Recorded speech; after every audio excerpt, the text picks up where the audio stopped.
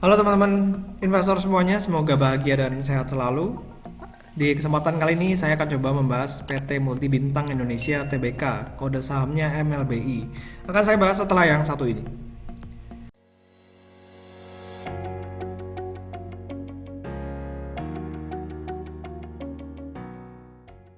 Nah, jadi kita akan langsung lihat dari websitenya multibintang.co.id ya. Di sini ada produk-produk perseroan, ada Heineken, ada Bintang. Bintang ini ada yang alkohol, ada rasanya yaitu Bintang Radler, dan juga ada Bintang yang tidak ada alkoholnya. Nah, lalu ada Green Sand dan juga Strongbow. Jadi ini sekilas tentang produk-produk dari si Multi Bintang. Lalu kita akan lihat dari kinerja si Multi Bintang ini seperti apa. Kita akan mulai dari financials yang terlebih dahulu ya, dari yang namanya income statement-nya. Nah, di income statement-nya ini kita bakal lihat ada laporan keuangan kuartal 3 ya, udah rilis. Di sini kita lihat bahwa pendapatannya udah mulai recover dari yang kuartal 2 yang turunnya cukup signifikan ya, cuman 172 miliar. Sekarang di kuartal 3 udah 491 miliar. Laba bersihnya juga udah mulai meningkat dari minus 77 miliar menjadi 90 miliar. Jadi overall kinerja si Multi Bintang ini udah mulai pulih dari kondisi PSBB di kuartal 2 itu sekarang udah mulai balik lagi. Jadi ruginya di kuartal 2 ini udah mulai di cover sama laba di kuartal 3. Walaupun kalau misalnya kita bandingkan dengan kuartal 1 2020 ini masih jauh banget ya.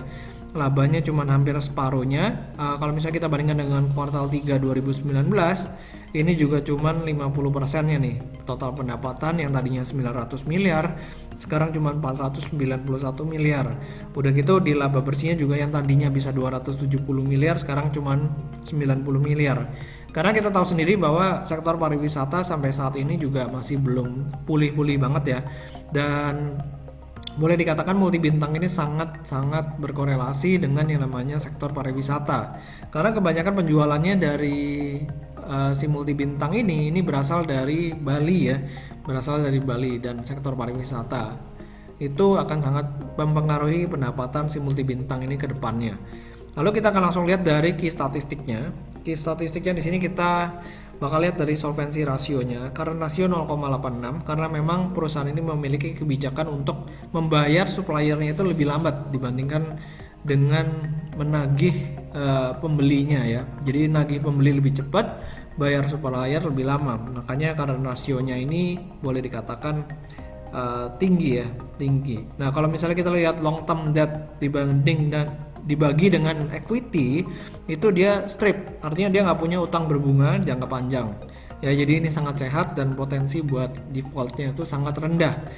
Dan kalau misalnya kita perhatikan return on equity-nya juga tinggi di 46,3%. Jadi ini memang salah satu keunggulan dari si Multi Bintang. Lalu kalau misalnya kita lihat dari valuation, current PE ratio-nya di 32,08 secara TTM ya. Kita bakal lihat 5 tahun terakhir seperti apa, dan posisinya itu sebenarnya sekarang masih di tengah-tengah, jadi nggak murah banget juga nggak mahal banget, tapi potensi upside-nya masih sedikit terbatas karena memang kinerjanya yang turun cukup lumayan. Jadi kita perlu lihat lagi kira-kira ke depan kalau memang sektor pariwisata mulai pulih dengan adanya vaksin, lalu labanya meningkat lagi, ya otomatis dia PE ratio-nya akan berada di bawah sini. Ya, karena memang harganya sekarang udah di 9.150. Nah, ini dia kalau misalnya kita lihat dari grafik harganya, sebenarnya harga 5 tahun terakhir itu si Multi Bintang udah di level cukup rendah, mendekati harga di tahun 2016. Nah, kalau misalnya kita lihat dari sisi price to book value ratio-nya sekarang di 14,86 kali. Sebenarnya ini juga nggak terlalu bisa dipakai ya. Kalau misalnya kita lihat dari 1 tahun terakhir, PBV-nya si Multi Bintang ini juga lagi rendah banget di 14,86 kali.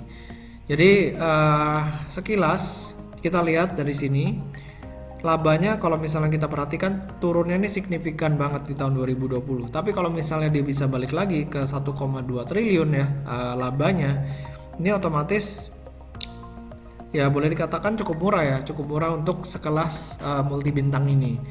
Jadi semoga video kali ini bermanfaat ya. Jangan lupa buat di subscribe dan juga di follow Instagram saya di Pesan Saham.